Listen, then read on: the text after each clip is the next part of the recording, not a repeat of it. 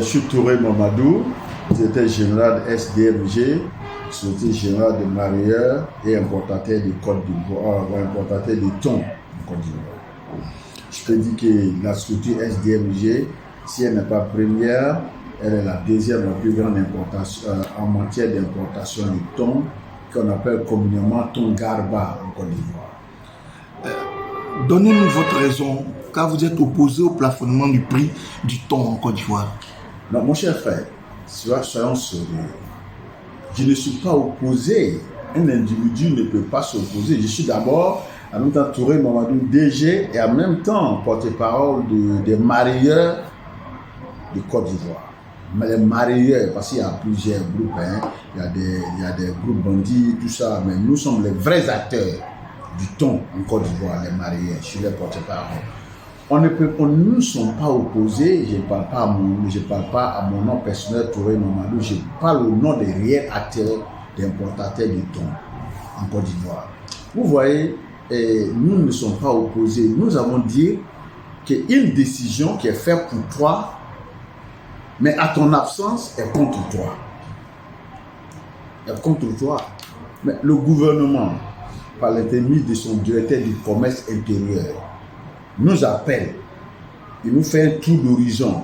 Il dit, il y a le port, les gens n'arrivent pas à monter sur le bateau, les prix sont ceci. On lui dit, monsieur le directeur, je pense que pour pouvoir faire fixer ou bien un truc, il faut avoir l'avis de tous les acteurs. Asseyons-nous autour d'une table pour pouvoir arrêter quelque chose. Mais un matin, on voit un décret qui fait signer au président par l'intermédiaire de son ministre et que le plafonnement du thon à 400 francs. Mais j'ai dit non, il ne faut pas qu'il se fout de nous. Nous sommes des responsables. Nous payons nos impôts. Est-ce que lui sait comment nous gagnons le thon pour ravitailler le marché ivoirien? Il ne sait pas. Et s'il est là-bas, ce n'est pas pour lui, c'est pour nous la population. Parce qu'au fait, il dit il diminue, il fait quelque part, il dit diminue le prix parce que le Garba est un plat national. Mais lui, il a fait quoi pour diminuer le prix du poisson? S'il dit on va vendre, on a acheter, les amateurs n'ont qu'à nous vendre à 400 francs. Mais est-ce qu'il lui connaît, qu'est-ce que les amateurs dépensent pour pouvoir envoyer le thon en Côte d'Ivoire? Il ne sait pas. Il sait ce que nous faisons pour avoir le poisson pour envoyer en Côte d'Ivoire. Les prix, les taxes, le thon à lui seul a 3 prix de dédouanement en Côte d'Ivoire. De 200 francs à 300 à 500 francs par kilo. Mais c'est tout ça que nous devons nous asseoir autour d'une table pour harmoniser et sortir quelque chose. Nous ne prenons pas pour notre poche. Parce que si demain, il y a une pénurie au port d'Abidjan, en suivant ce directeur, il va avoir une pénurie. Et qui va payer plus cher, c'est le consommateur, la population. Moi, je suis issu de ces groupes-là. Parce que moi, je suis né à Bobo, je viens d'Abobo, je sais qu'est-ce qu'est le Garba à Bobo. Pour nous, c'est notre survie dépend du Garba. C'est pourquoi je ne suis pas contre le plafonnement du prix. J'ai dit au directeur qu'il n'a pas fait un bon travail. Je ne veux pas le corriger. Il a ses patrons, mais qui vient, les vrais acteurs, qu'on s'assied autour d'une table. Les amateurs, les mareyeurs, la douane et même les grossistes. Pour qu'on s'assoie autour d'une table pour pouvoir, les consignataires. Parce qu'il y a tout ce monde-là qui rentre dans la commercialisation du produit. Donc tout ça, on rentre ensemble, on s'assoit autour d'une table, comme on l'a proposé au premier jour, parce qu'il ne nous est plus revenu. S'il fait ça, on va avoir quelque chose qui est prêt pour la population, quelque chose de portable pour la population. Voilà. Il n'y a rien de plus humiliant pour un chef de prendre une décision qui ne peut pas être appliquée. Et alors, le prix qu'il vient de donner ne peut pas être appliqué. Parce que les réalités sont là. Supposons qu'on achète les amateurs réussissent, ils acceptent de nous vendre le kilo à 400 francs aux mareyeurs. Mais quand tu dédouanes, minimum c'est 210 francs les dépenses. Le minimum pour sortir un kilo du port, pour vendre ça aux consommateurs, c'est-à-dire aux demi-grossis, c'est tu dépenses au minimum 210 francs. Je prends 200 francs Ça, c'est le minimum de dédouanement. Et par exemple, le service sanitaire qu'il faut payer, la benne qui transporte, il faut payer, les dockers, il faut payer. Donc déjà, on te dit que ces produits-là, il faut vendre ça à 400 francs. Il faut vendre ça à 600. Vous voyez? Donc quelque chose ne va pas. Ou nous mourrons tous, ou le directeur, peut-être moi je me dis qu'il a une autre idée derrière la tête. Ça c'est clair. Il a une autre idée derrière la tête et nous savons son idée. Il ne faudrait pas qu'il nous prenne pour des bêtes. Hein, parce que cette crise-là, c'était une crise artificielle qu'ils ont créée. En disant d'abord, Iron, qui est une conserverie, n'arrive pas à avoir du poisson. Alors que les poissons étaient versés ici, où les gens prenaient pour aller en Europe. De là-bas encore, ils sont allés dire que le poisson est trop cher en Côte d'Ivoire. Après ça, on dit on fait blanchiment d'argent. Donc autour de tout, toujours, vraiment, on ne comprend pas. Et un matin, on dit le plafonnement du prix. Donc réellement, leur objectif, c'est quoi? C'est pas pour aider la population, qui nous disent la vérité. Existe-t-il un cartel ici au port de pêche? C'est la première fois que moi j'attends quelqu'un responsable, surtout le directeur du commerce intérieur, dire qu'il y a un cartel. Mais peut-être celui qui a mis, il a participé à la mise en place du cartel. Sinon, moi, à ma connaissance, je ne sais pas. Mais s'il le dit, il sait de quoi il parle. Ça veut dire qu'il a lui-même fait partie du cartel. Ou bien, les intérêts sont contre son groupe de cartel. Sinon, je ne pense pas qu'il y a du cartel. Mais sinon, il y a l'idée dans tout secteur. Je suis étonné que le directeur s'assoie et dit que lui, il est prêt à démanteler un cartel. Le poisson en Côte d'Ivoire, dans le carton, avant, c'était nos mamans, si vous vous rappelez, qui venaient prendre le poisson pour ravitailler l'intérieur. Mais aujourd'hui où je vous parle, de l'importation, de l'importateur au détaillant, tous les Ivoiriens ont disparu. Et c'est sur le même directeur qui est là. Y a-t-il pas de cartel là-bas? Et lui-même les a dit, quand les gens se sont plaints, il les a dit que le commerce était libéral. Il y a les leaders dans tout secteur.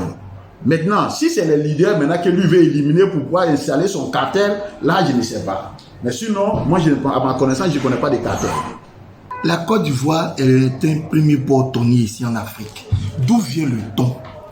Le thon, mon cher ami, il faut dire merci à notre grand-père qui était au feu Boigny. C'était un visionnaire. La Côte d'Ivoire n'est même pas producteur du thon comme ça. Le poisson voyage.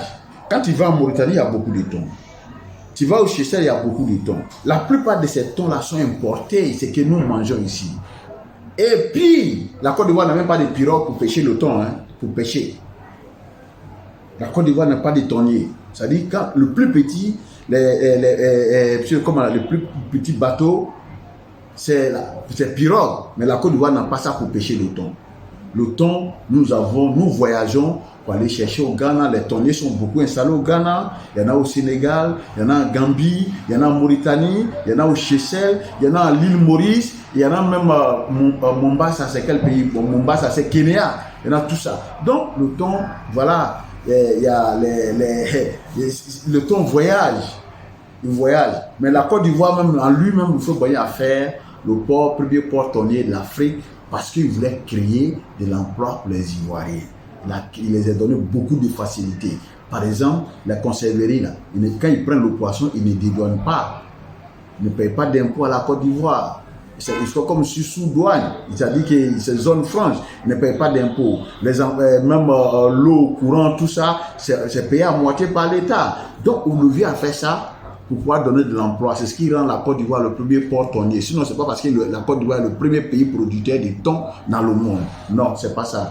Il n'y a plus de thon au Seychelles. Il n'y a plus de thon là-bas qu'ici. Mais c'est ici qu'on consomme. Partout, on consomme le thon. Parce que quand on dit ici, on consomme, parce que ici, on dit le poisson garba. C'est devenu comme le premier poisson. Sinon, le thon, il y a plusieurs... C'est une famille où tu peux trouver, tu trouves Kwasi, tu trouves Kona. Le thon, c'est beaucoup d'espèces. Voilà. Mais comme pour nous, c'est devenu l'aliment national, on fait garba, c'est sorti, on dit le faux thon, le faux thon. Sinon, il n'y a pas de faux thon. Voilà. Votre mot de fin, monsieur le DG. Moi, merci beaucoup à la presse d'être venu vers nous, de venir chercher la vérité. Parce que, en réalité, moi, je suis beaucoup écœuré, je suis beaucoup étonné que des gens s'asseyent dans les bureaux pour prendre des décisions, ils sont en déphasage avec la réalité. Et c'est ce qui est le problème. Sinon, il n'y a pas de problème en ce qui se concerne. Peut-être en venant vers nous, vers les acteurs, tu sauras, c'est le menuisier qui sait quel est bon bois, qui n'est pas bon bois. Tu peux t'asseoir de l'autre côté. Toi, tu peux dire qu'aujourd'hui, on dit dans le domaine du bois, c'est les Haoussa. Mais le Haoussa ne produit pas du bois. Il n'y a pas de bois au Niger. Mais pourquoi ils sont au milieu ici? Ils ont tout ici. Il y a le ciment, ou bien quand tu vas dans l'oignon, c'est les Maliens et puis les Haoussa aussi.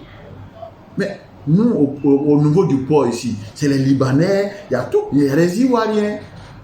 Mais il faudrait qu'eux-mêmes descendent de leur escalier pour venir voir comment aider les Ivoiriens à s'installer.